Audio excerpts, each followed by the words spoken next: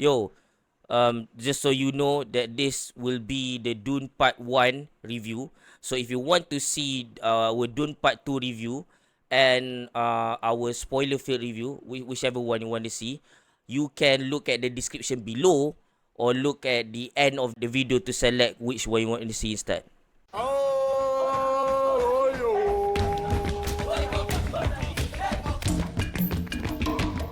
Yo, what's up, guys? I'm Mickey Ali. I'm Sai Ali, And we are Brothers Ali. Today, we're going to review Dune Part 1.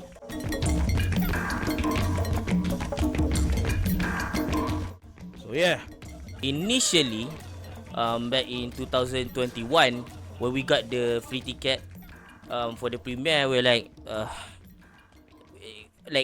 I don't know about him, but I have no expectations whatsoever. It's just like, yeah, let's go for another movie, right? as for me, like I saw Dune. Why is this familiar? And I remembered like seeing our uncle have the novel. Like when I was a kid, I saw like the novel on his bed or something. Like, what the hell is this shit? And I saw, the great Shai Hulud on the cover probably.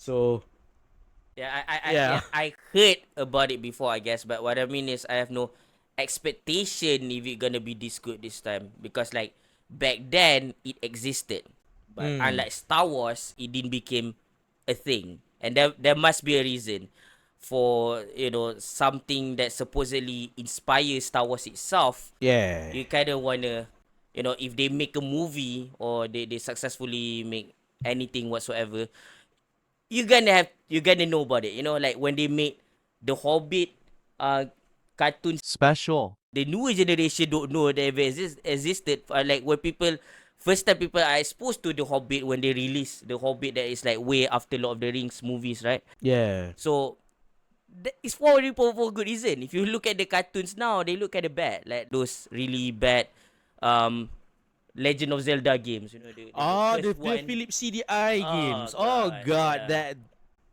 was it that bad? Onward! Forward! To battle! Yeah, it's pretty bad.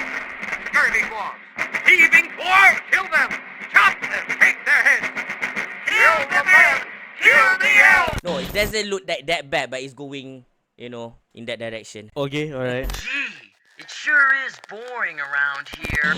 Alright, Alright. anyways, we rewatched it recently, right? Yeah, on Netflix. Thank you, Netflix. Yeah. And surprisingly, it's a very cozy movie to rewatch. Yes. Yeah, I mean, when we saw it, we didn't think of it as such because we're acclimating, right?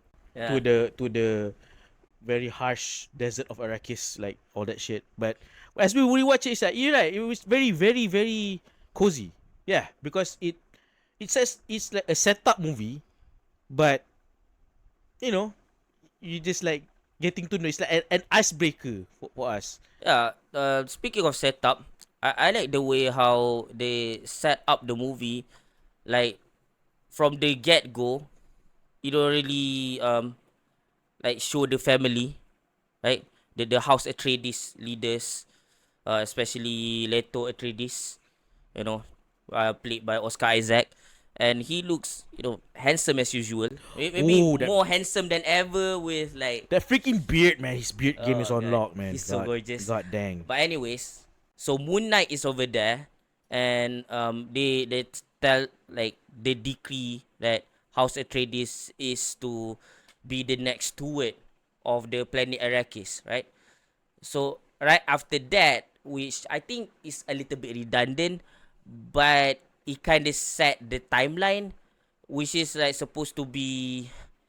It's not right after that. I don't remember exactly if it's right after that, but they kind of like do another thing where this time the main family of House Atreides, they arrive at Arrakis, whereas they have sent some people to like scout or make sure everything is safe before the landing. Yeah. A couple of weeks earlier, right? Yes. So that time, like when I hear the bagpipes, it's like, dude, this is just our real world, and you hear Lisan Al Gaib, like I'm not that good at Arabic, but from the get go, even without reading anything, it already feels like our world, because lisan means word, al gaib meaning something that you can't see. So I'm like, dude, this is this is our future, meaning that there are other IPs like Warhammer 40k, for example. They claim to be our future but way forward. But the way you look at the way they present that world is so unrealistic, so bombastic, so crazy bad shit that you're like, wait, there's magic, there's goblins that grows from mushrooms, and like, what is this shit? You can't relate. And then when you look at Wall E, we look like, yeah, we're gonna be that pathetic. But this is a good alternative. Like, if we don't fail ourselves, we don't become Wall E, this could be our future. This feels even way more realistic than 2001 A Space Odyssey, or like I said before, Warhammer And 40k. it feels like if somehow if we go far enough into the future, we will go back to the, you know, the times of like ancient Egypt, where we live in like a harsh desert environment or something. It feels like that. Yeah. You know, when like modernity collapses, it became something like Arrakis or something. I don't know. That's just what I thought in the top of my head. And then the next scene that I remember that stands out to me has got to be the scene where Paul Atreides is just standing around, like, in the training room, right? And then Josh Brolin, Thanos slash Cable slash the captain in what do you call that thing? In what? Gangster Squad. Right. The Josh Brolin, he Yes. came in. So he's like one of House Atreides' royal family trainer, right? Private trainer. So he came in and they just started attacking Paul, and then Paul said, "I'm not in the mood" or whatever, right? And I like that scene because, one, Thanos just snaps. Two, I like the when they put on the shield. I'm like, dude, is this some Halo shit right there? I mean, I totally understand the shield immediately. First, it started at blue, and then you see red, and then like I'm like, oh, red means you're vulnerable. When it's blue, you're protected. So immediately from the visual cues and the sound, you can already take in what they try to tell. That happens throughout. Like, for example, that scene where early on there's one of the advisors for House Atreides, right? Like, the guy with the blue line on his lips is like, his eyes are like that, meaning that he is doing some, you know, scouting or something, or like something magical, right? Yes. So it already stands out that he is not normal like the rest of the characters, whereas the rest of the characters are like, Oh, that was Tufir Hawat, by the way. yeah, Yeah. the rest of the characters are normal like us. Again, it's already establishing itself to be more realistic than the over exaggeration of what people would have become in Warhammer 40k. You know, so I like when they throw these things around. So when they start fighting, the choreography immediately is like very good. It feels like everything is in camera, and even when they edit it out, the continuity is so fluid that I don't mind. Usually everybody wants, like, John Wick, for example, and then people also want fancier moves like Red Redemption or Brandal. But to me, what is mostly important is not the fanciness and if the thing is in camera.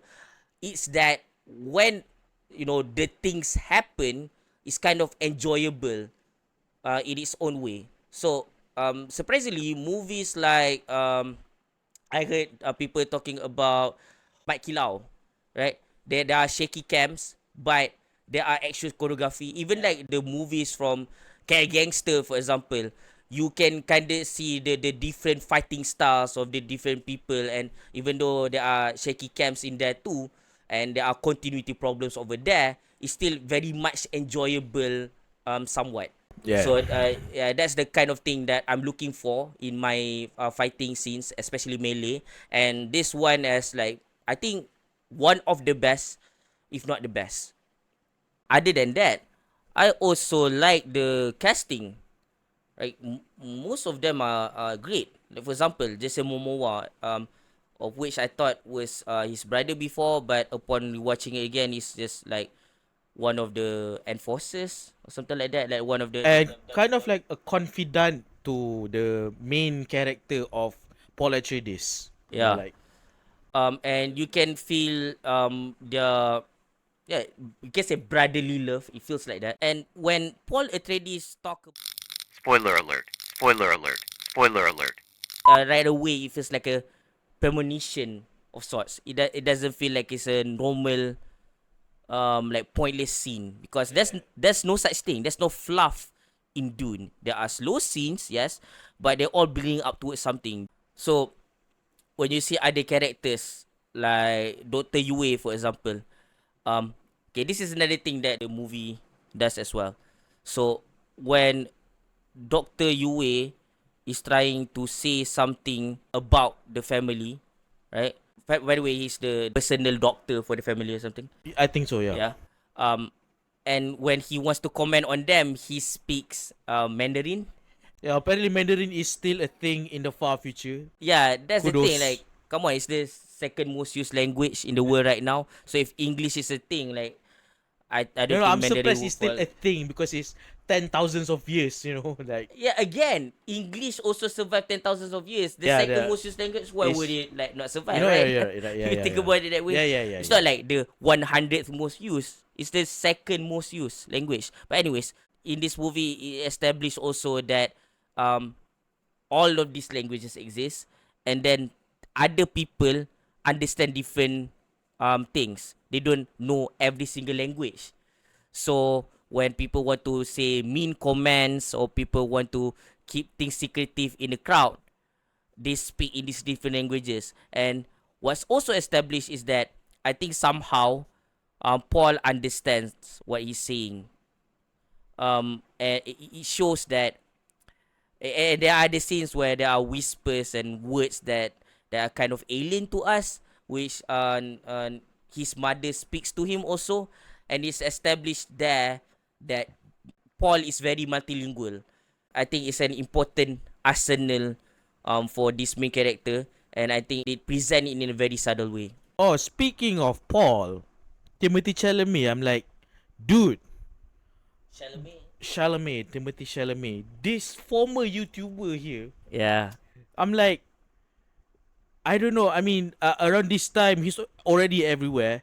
But to also add him, it's like, I don't know. He's just like the right fit for like a cinematic interpretation of Dune, I'm like, every time his hair like blows in the sand, or like if there's like a camera focusing or defocusing on his face, it's like, you cannot get any more cinematic than Timothy Chalamet. His screen presence is like the one that is needed for this kind of epic movie, because he has the sweet look to him, but he's unassumingly menacing in a way, like deep down inside. Yeah, so for choosing him to be Paul Atreides in Denis Villeneuve's vision is like, thank you, casting directors. Thank you. Yeah. I want to say something about like Villeneuve. I think it feels like the movie Arrival Oh, yes, yes, is yes. like the proof of concept of like the kind of visuals that is gonna like present to us, the kind of storytelling. It feels like he knocked it out of park in that movie, but he botched it a little in terms of writing towards the end. It feels like a Nolan movie towards the end.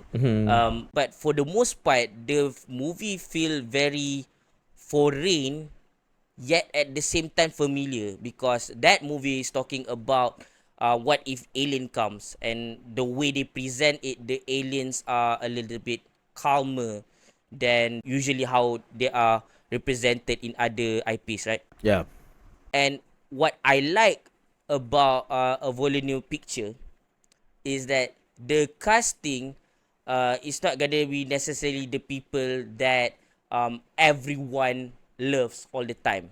In fact, when they cast Chalamet, for example, for Dune, I don't think that he has blown up yet. What I mean is, as soon as you see him in the trailer and when the got out, he already filmed with a bunch of like production houses, and right after that we see a bunch of other films also starring Timothée Chalamet, and he's great at those. Then he blows up. So it is by chance that Timothée Chalamet is a famous person by the time he gets to be in this Villeneuve picture. Speaking of which, I like it when as a proof of point, like they for the main character of Arrival, I don't remember like the other character, but I remember Hawkeye was in it. Yeah, Jeremy Renner, yeah. Jeremy Renner, and Jeremy Renner, if you see him in his other roles where he shines better, I heard he was good in Hurt Locker. I haven't seen Hurt Locker yet, unfortunately, but we did see Killer Messenger, Yes. and he's very like he is for people, certain actors, I would like to say, like another actor like John Bernthal, they can do a lot of different roles, and they are constantly underestimated by everyone, and their name never pops out, but they do to us, and it's good to see some of these actors getting like more prominent roles. So when you see later the transition of his last picture before Dune, right? It feels like it just flows in so smoothly. Like, of course, the person who made Arrival also makes Dune. Yeah. Yeah, also, he also directed Blade Runner 2047, 49, was it? Oh yeah, 49, yes. again, We haven't seen it? we haven't seen it, so we can't talk about what we haven't seen, right? Yeah, but what people say Like, is not like... in a review way. Yeah. But visually speaking, he can do like visually stunning stuff. So that carries over even to Dune. Blade Runner, for example, right? It is very neon heavy, Yeah. and there are directors who once exposed to that kind of color palette, they're like, oh, I want to put neon in every single one of my movies. But Villeneuve, he knows what his movies are all about, right? So in Arrival, there's so many whites and there's so many greens. In Dune, there's so much more soft brown, and just like a little bit of blue to show that this is a planet that is like you can live in it, but at the same time the sky is not as blue as ours because it sees less life than the world that we reside in. So that he understand color palettes. Mind you, I'm not saying that in a typical Villeneuve movie it looks like the color pops out or anything like that. But it also means that they are not muted. Yeah. The color is Pops. The color pops. The color pops to you. It doesn't to me.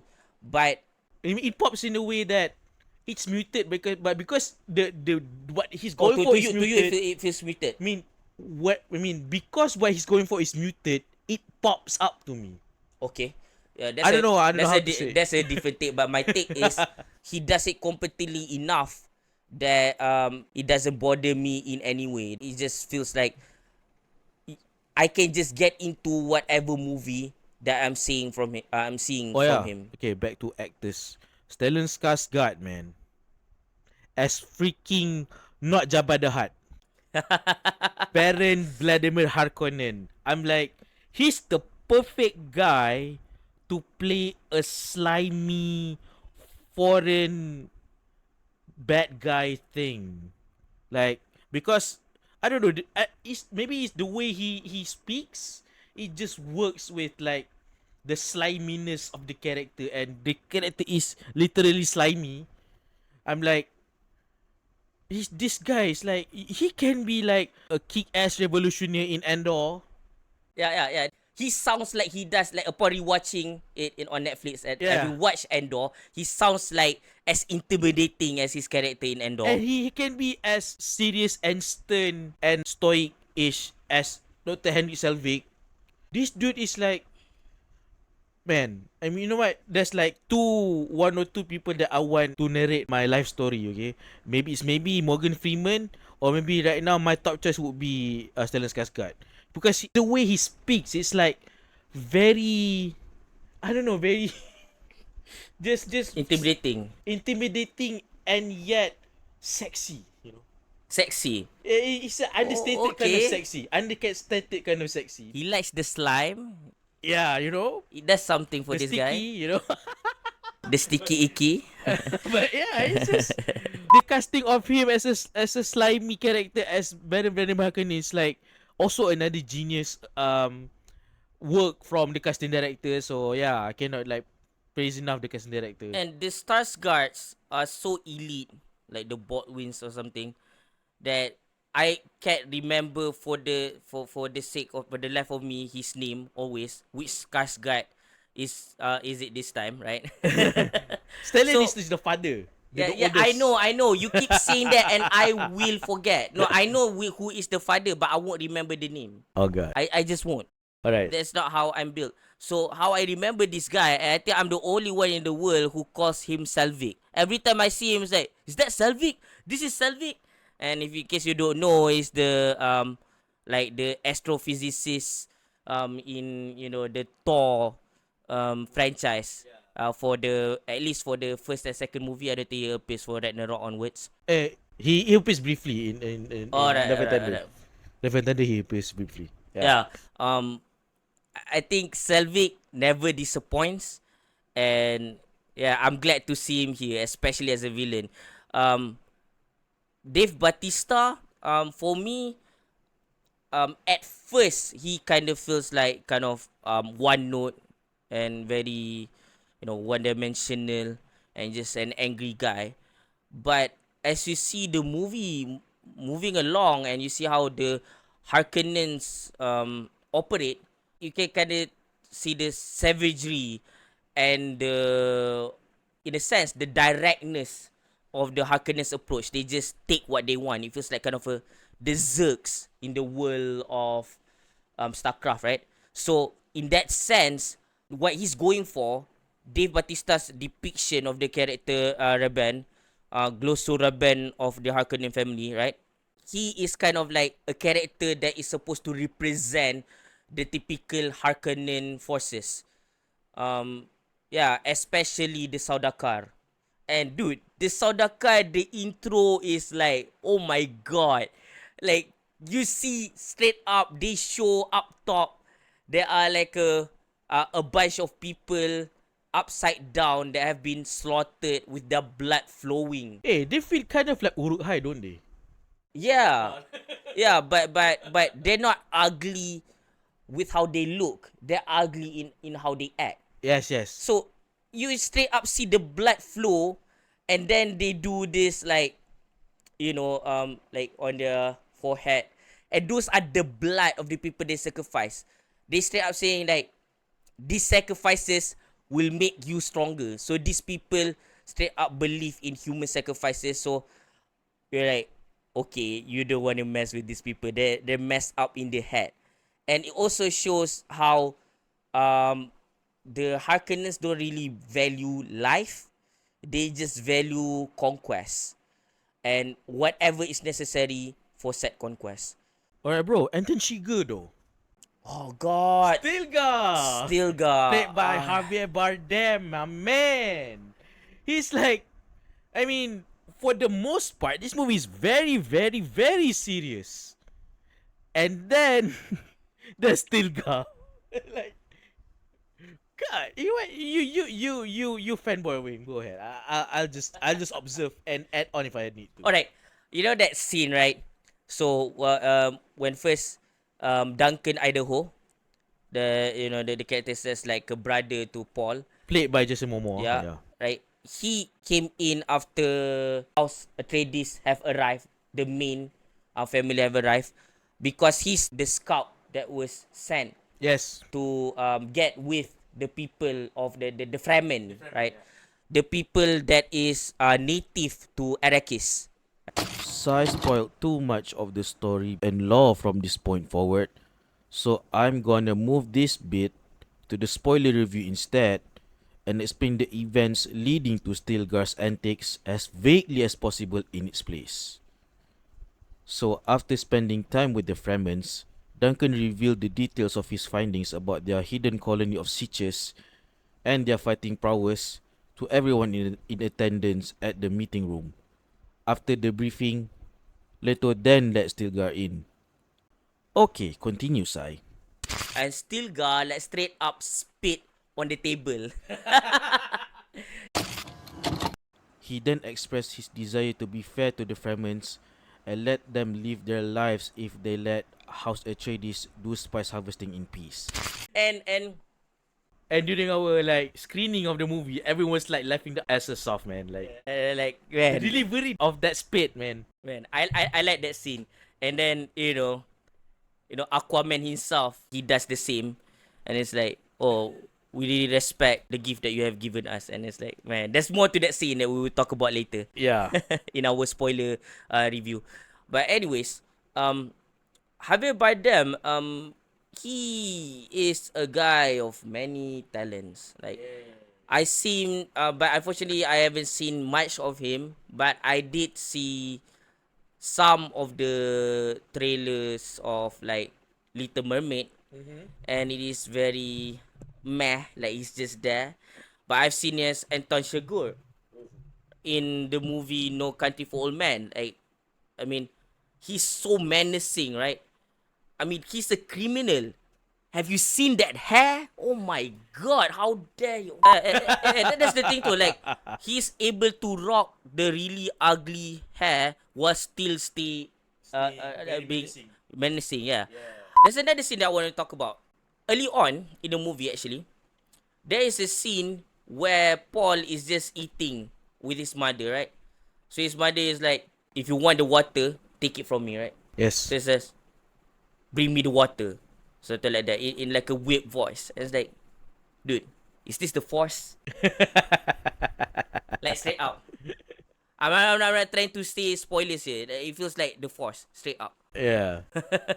Jedi mind trick, right? Yeah, that, again, no matter if it's the words, if it's the visuals, if it's the sound, everything plays a part in perfect harmony that I can totally understand what's going on. I've been saying this same point over and over again because I cannot overstate how good it is. And that's the thing about this movie too. In Dune, it feels very much so that it uses all of your senses, all four of your senses, outside of taste, of course, right? Yes. That's why four. It feels like, you can at one point feel, if you're watching it like in the decent like cinema setup, even if it's not IMAX, you can kind of feel it, in your right. Yeah. You feel it in your skin, like Yeah. you can feel the dryness. You can also like feel the dryness, the humidity of the planet and everything. Like how we feel dry right now during this review. Freaking hot, man.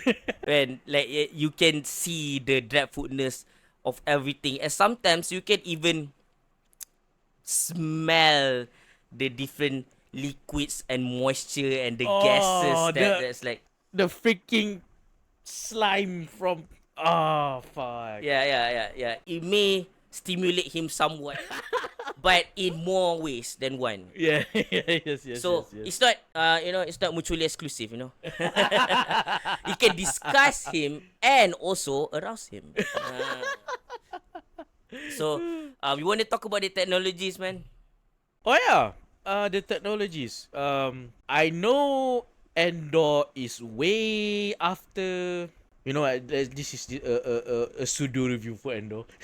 So the showrunner or the creator of Endor decided to like screw whatever Star Wars that we see before. Let's just do our own thing, and let's just like go with like Blade Runner and probably like Dune in terms of like how grounded everything feels.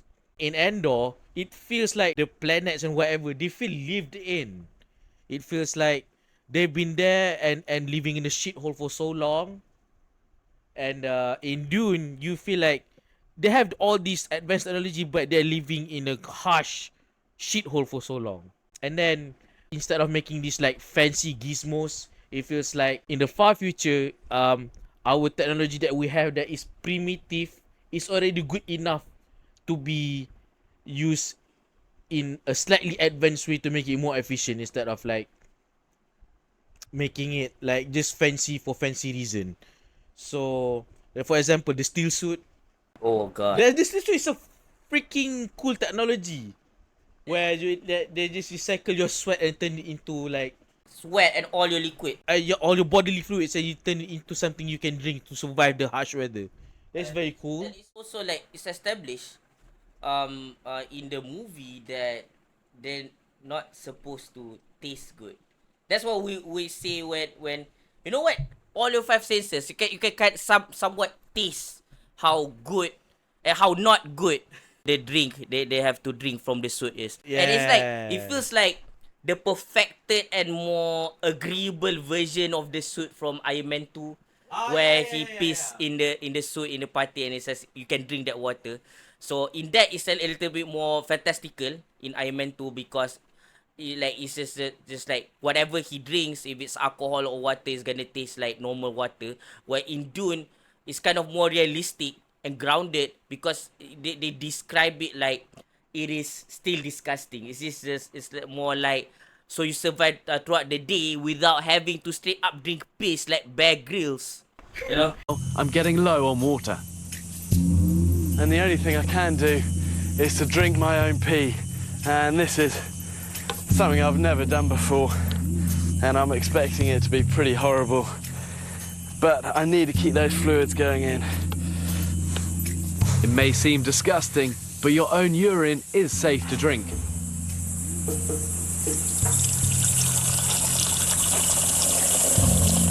And then, if you need to camp for the night, there's like a tent version of the steel suit. Yeah, because the steel suit looks very, very uncomfortable to wear. And if you think about it, if there's tubes all over, right, and there's like a somewhat like a like a sewage system at least for your pee and everything, right? Yeah. You can kind of like guess how uncomfortable that can be because the exoskeleton is not gonna be simple. It's gonna be very detailed, and therefore people are gonna move in a stiff way and you're not gonna feel comfortable. So when they have it in tent form, you can still have water to drink while at the same time you have to deal with And also there's with having to wear it. and it helps with ventilation as well. Yeah. Yes. And the Topters. Oh The Topters are so freaking cool. Oh god. It's modeled after dragonflies if you Yes, yes, actually look at it. It's very obvious. And the thing is, it kind of makes sense too because one, where you have the helicopter, right? You just have like one of the blades, right? Right? It goes up and it's like, right? So it takes a while to take off. But because this has four, they can like up the ante, they can make it faster and it flies faster, so it gets up faster.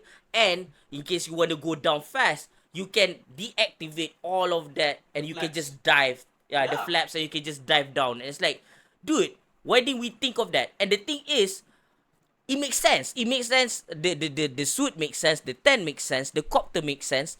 And there is like one more where they use the thing where I don't know what it's called. They can point somewhere and it blows away sand. And we already have that technology today. One, we have the hover technology that people can put on some ships and everything. Yeah, we don't have yet the hoverboard, but because I think you need a lot of like wiring to do the hover thing, right? So to push it. So we have that, and we also have leaf blowers. So if you put 2 and 2 together, you can achieve this technology. Yes. It feels very good, and then there's like a compass or something. I don't see to tell you the truth, I don't see they display it all that much on and them using it, so I cannot really say much about that. But a lot of the technology seems very advanced, but Practical. Very practical, yeah. like the engineers can tell us the limitations, but at the same time, us normal people, we can look at the engineers like, maybe you could do that. Maybe there are some ways that we can get to that conclusion. Yes. So yeah, the technology is like, if we decide, if we don't go Wall-E and go fat and sit on our asses, we could be like Dune, that where everything is just like. And then from what I read before, a little bit about like the world of Dune in general. Um, in the far future, they remove AI, so they depending on like the human touch with the machines. The mechanical Yeah. and the and a lot of it is mechanical too. It's like it doesn't like rely too much Automation. on not just automation like that. That's what the problem we have today is not automation necessarily, is electricity. And there are a lot of like, I think solar powered stuff. So they have energy almost all the time, and it makes a lot of sense. Why and they and I think the steel suit doesn't need any like things like motor or something. It's all part of the they use kinetic energy, I think, to move around the bodily fluids and everything. Is I think it's potential energy Potential for energy. something to go up and then to go Yeah, down. but there's no need for like an engine like to move those things around. It's more like body movement, right? They say about Oh about yeah, body movement. that part is, I think, is kinetic. Yes. Yes. So There is like combination all of it. That is that mostly renewable energy. It's like that's what we want to achieve, right? What people are trying now, people are doing now. Yeah, it looks like that's the destination that we're going. It feels very hopeful in a way, in a dreadful world, in a dreadful story. And then I wanna talk about the characters that stand out for me. For one, is Jamis, played by Babs. Olusan Mokun. Sorry if we butcher your name. Sorry. Yeah, sorry. So, like Jamis, he has a very firm and assertive voice, even more so than Stilgar.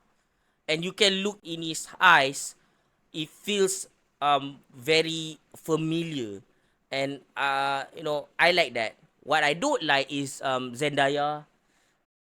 Yeah, there's just like a bunch of scene with her face, and frankly speaking, she's not in the movie much, and I feel like very like Why like so much of her when she's not even in it that much as a character, like it's yeah, I she's a mean, like, distraction more than anything. yeah, I mean, Jamis is also a limited character, but he feels He like has a proper arc for the limited time that he has. yeah. He feels like more fleshed out. Yes. So yeah, and then the character that stands out to me has got to be Reverend Mother Mohim, played by Charlotte Rampling. Oh my god, she is the exact archetype that I hate. Those like old women that refuse to die, just say the most hateful things, tell you what to do. She's like, oh my god, I hate it so much. So kudos to Charlotte Rampling, because you're able to make me forget that this is fiction.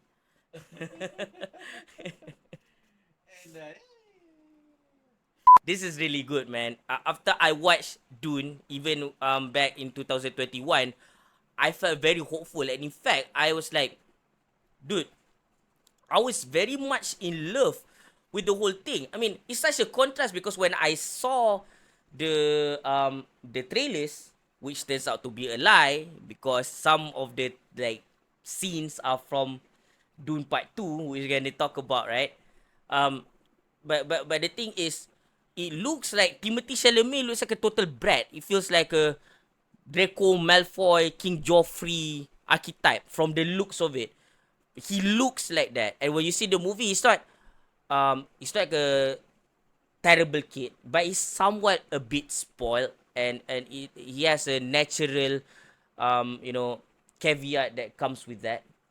But for the most part, he's very likable, and he's like he's someone that you can get behind. He plays the naive character, but towards the second half of the movie, he feels very reassured of himself, where he stands, and it feels like, yeah, it's very reassuring. You can get behind him, and the transformation is very very natural. And this movie, it's like if it's meant to be solely a setup movie, it does a great job. But the problem that I have with the movie is that it feels like, I mean, towards the end it shows part 1, right? And then I heard No, at the time, they show part 1 at the beginning of the movie. is it? Yes. Alright, but it doesn't matter. It still says Dune part 1 somewhere, right? So I heard during the time it's like, oh, they're gonna make a 2-parter. And I'm like, are you sure?